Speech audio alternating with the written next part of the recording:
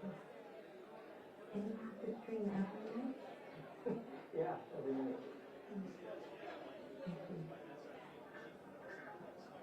Only pay for two.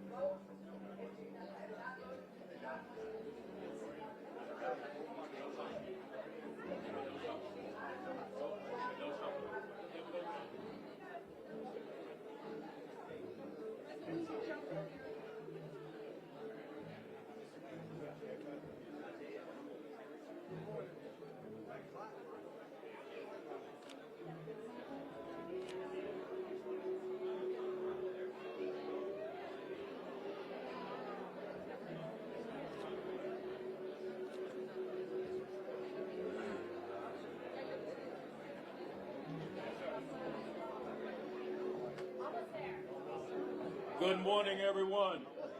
Good morning. This is the National Treasurer. Good morning. This is indeed a special day in our state. It's a special day in our nation. This is Election Day. Yay! And we are indeed honored and privileged and delighted and excited to have with us two phenomenal leaders here today, as well as all the other elected officials in the state. But first, I would like to introduce the mayor of our great city of Baltimore, Mayor Brandon Scott.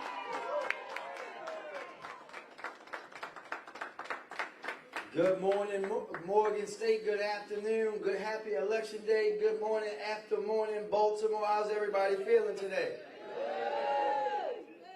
All electeds, this is now everyone's supposed to be on the stage. Come on.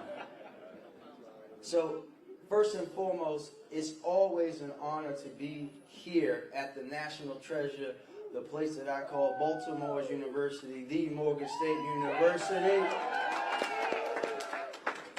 Dr. Wilson, I was here yesterday, and I was here yesterday talking to students about the importance of voting. And it came very clear to me very quickly that they didn't really need to hear from me, because we know that the students here at Morgan State know why this election is so important. They know what they have to do. They know who they have to show up for and what they have to show up for, because they attend this fabulous university and they understand the history of this country. They understand the history of how people that look like them have been treated. They understand the history of how institutions like Morgan State have been treated. And they know that now, today is a new day, and that tomorrow will be even a brighter day. But there may be some people, Dr. Wilson, who will see this, who are sitting at home and haven't made it out to the polls yet, who haven't decided if they're going to go to the poll, who haven't decided who they're going to vote for. And to all of them, I just simply say this: too many people have lived, fought, and died for you to be alive at such a time like this, for you to stay on the sidelines. Too many people have fought, lived, and died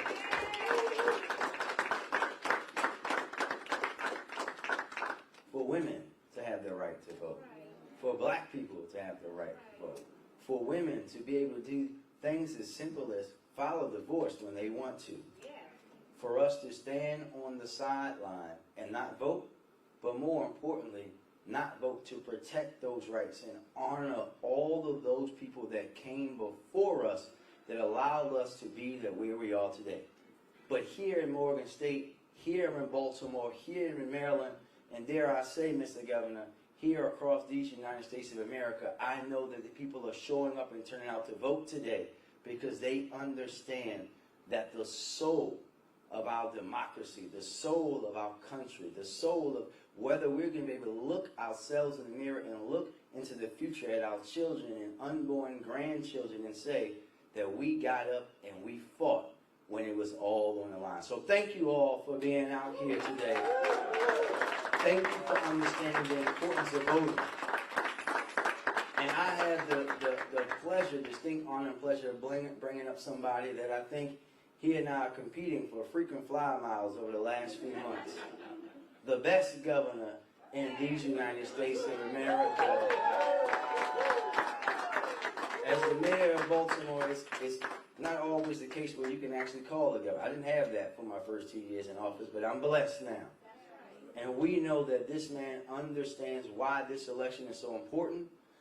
That's why you've seen him out there in every single place telling everybody why we have to vote and what we're voting and what we're fighting for. But more importantly, that places like Morgan State and places like Baltimore are things that should be treated as extreme value and importance for our state and our country, because that's actually what we are and what we deserve. So I'd like to bring up my friend, our Governor, Wes Moore.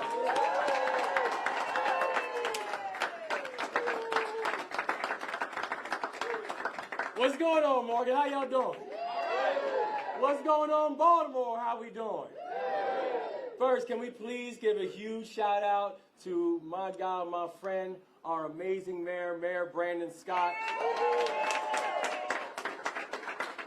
And also these remarkable leaders that we have up here who are sacrificing and fighting every single day to make sure that Baltimore gets everything it needs, deserves, and making sure that people understand that Baltimore, this is our state's crown jewel, and it has to be lifted up in that way. So God bless y'all and honor you for that great work. And first also, Dr. Wilson. Man, we love you, sir. We love you, sir. We love you for the leadership that you continue to show to this amazing institution, to everybody who is part of our Morgan family. Y'all are holding the light up high.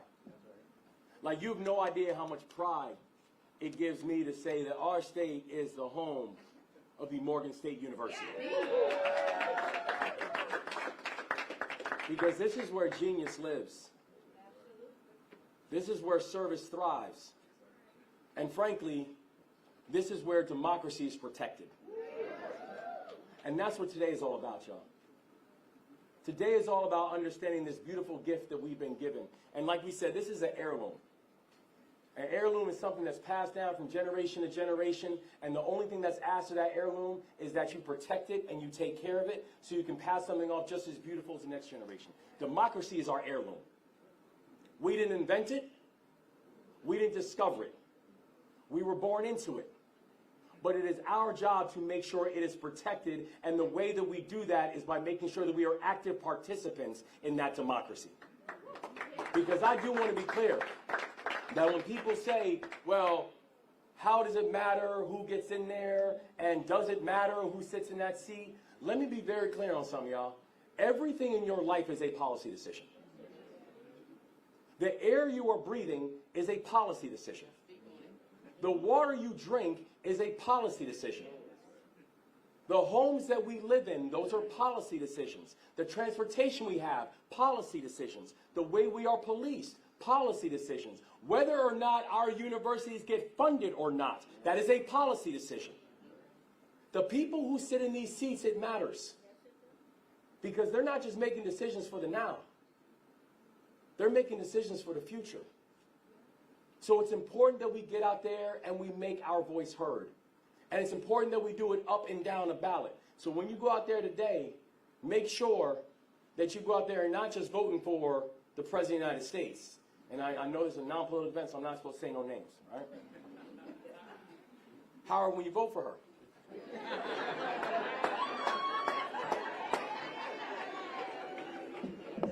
I apologize. This is not on Morgan, this is on me. Take it out on me. I'm just saying, though, it's important that we vote for everything. We don't just vote for president. We also vote for the U.S. Senate.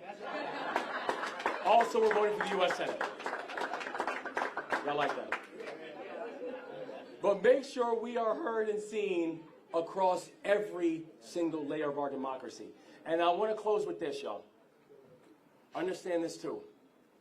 And I think the mayor said it beautifully. Remember, when you go into that voting booth, you're not alone. You got the ancestors with you. You got the people who are yet unborn with you. You have community members. You have neighbors. You have your family members. Whether you realize it or not, they're all in the booth with you. And they're looking over your shoulder. And they're asking you to understand the assignment. They're asking you to understand what's at stake. That your vote is more powerful than you could possibly ever imagine. Because you are not just with that vote protecting the will and the hope of those who came before us. You're protecting the dreams of those who are going to come after us. It is our job to make sure that when this democracy is protected, that our fingerprints are all over it. It is our job to make sure that when the policies are put in place, that they are policies that are informed by our will and our hopes. It is our job to make sure that we have people who sit in these seats who see us, who respect us, who value us, who understand our worth, and are willing to fight as if we are always in the room. And so I'm so thankful to be here at our crown jewel. I'm so thankful to be here with people who are taking this moment seriously. And I'm so thankful that after all these months, when all these commercials and everybody who are speaking to you, today is the day, it's your turn to speak. It's your turn to be heard. And I want it to be heard so loud and clear that generations from now will hear you and will understand in this moment that you understood the assignment. So God bless you. Thank you for all you do. Let's go vote. Let's make our voice heard. And let's do what we got to do to make sure our future is protected. So God bless y'all, and thank you so much, guys.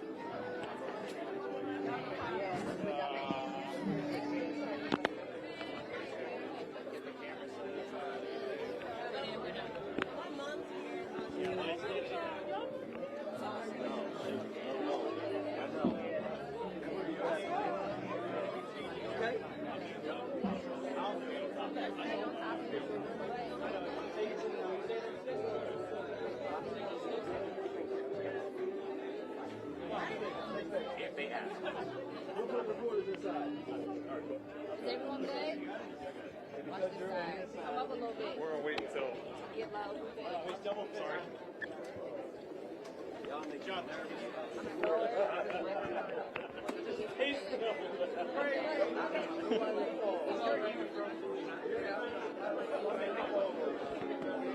All right, we're gonna start. First question. Go ahead. Sorry for Kamala Harris. What are your opinions going into tonight? What is it teaching you about your future? You know, we're excited because I think the energy that we are seeing across all the battleground states that we have visited and all the places we are going is people are ready for change. They're ready for a new direction. They're ready for a future where we actually can work together and stop being so divisive. And I think in this moment, we know that the next president has a unique responsibility to heal this country. They have a unique responsibility to make sure that everybody in this country is seen and not just people who voted for them. And I think that the thing that we've been seeing has been going out there is that, you know, Kamala Harris is uniquely both prepared to take on that role, but also has a unique interest of actually bringing us together. And so it's very exciting. I think it's going to be a good night. Is there momentum for her, do you think, from what you have gathered? I think there's absolutely momentum. And I think the more people continue to understand not just what's at stake, but the thing I've been really encouraged by is people are excited not because they're afraid of an alternative. They're excited because they continue by hearing about her vision, about creating an economy that actually focuses on bringing down costs, that she's focusing on an economy that's actually supporting our small businesses, that she's focusing on things like investing in childcare and raising a minimum wage. These are things that matters to people, and that's why I think you're watching the energy. The second part of my question was, what is it talking about your own future, do you think? Well, I mean, her winning is incredibly important to me because it's important that we have a partner in Washington. You know, we've got a lot of big things we're trying to get done here in the state of Maryland. Everything from transportation assets that we want to support on, to focusing on how we're going to rebuild the Key Bridge, to making sure that we can keep the FBI building in the state of Maryland, to making sure that we can get a red line in Baltimore. Like, these are all really important investments that we know that it's required that we have a strong partnership in Washington. And so the reason that we've been working around the clock to make sure that she is elected is because that partnership is something that is needed and required for this to be Maryland's decade. Any other questions? Mayor Scott, any comment on the Harbor Place and the council shrinking amendments? How confident are you that they're going to go the way you want? And words for voters. The voters of Baltimore are very smart. They know how to keep MAGA Trump Republicans out of their government. They said no to them in every city council race. They said no to them in the mayor's race. They'll say no to them on Question H, and we know that they will vote for Question F. They will not be fooled by folks who are trying to confuse them around what's best for them and their demise. Any more questions? Yeah. Last one. Supporters of Hogan have argued it's important to have a Republican in the Senate representing Maryland too. What do you say to them if Boston quits? Well, first I want to be clear, we'll work with whoever is our senator-elect. I think people have seen that, with our administration, we work with Democrats and Republicans. Every bill that we have introduced has been passed bipartisan.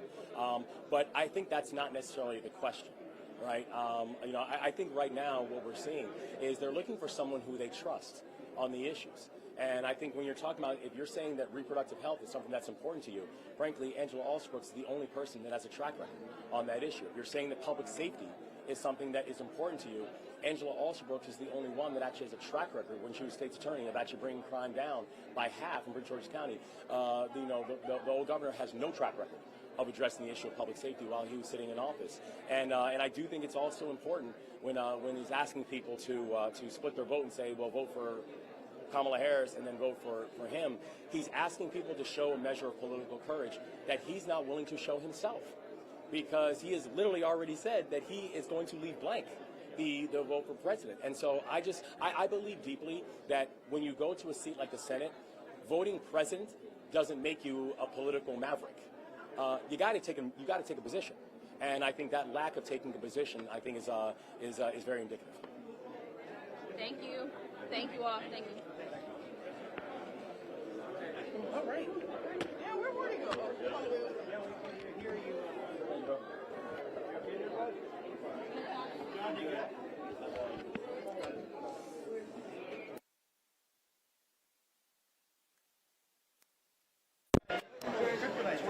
Yeah, it's like, so on this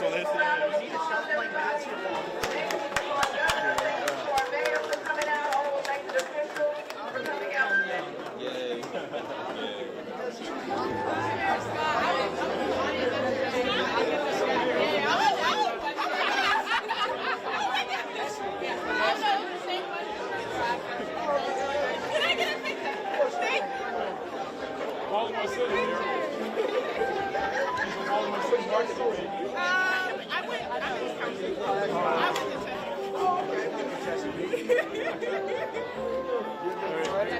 This young lady was there yesterday.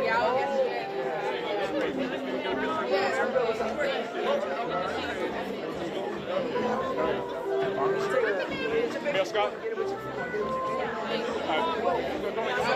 Oh, come on, come on. You got it. Thank you so much.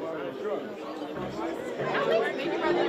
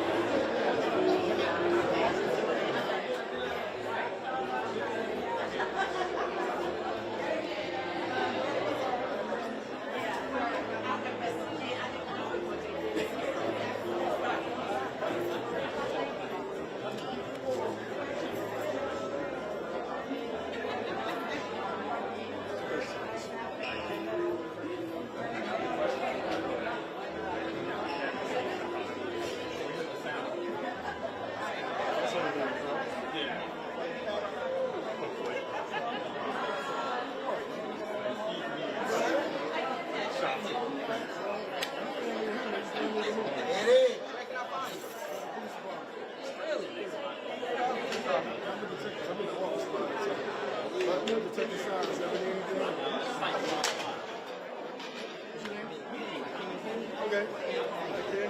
You know you can't. Royalty, man. You want to get him. What's up, boss, man? How you doing?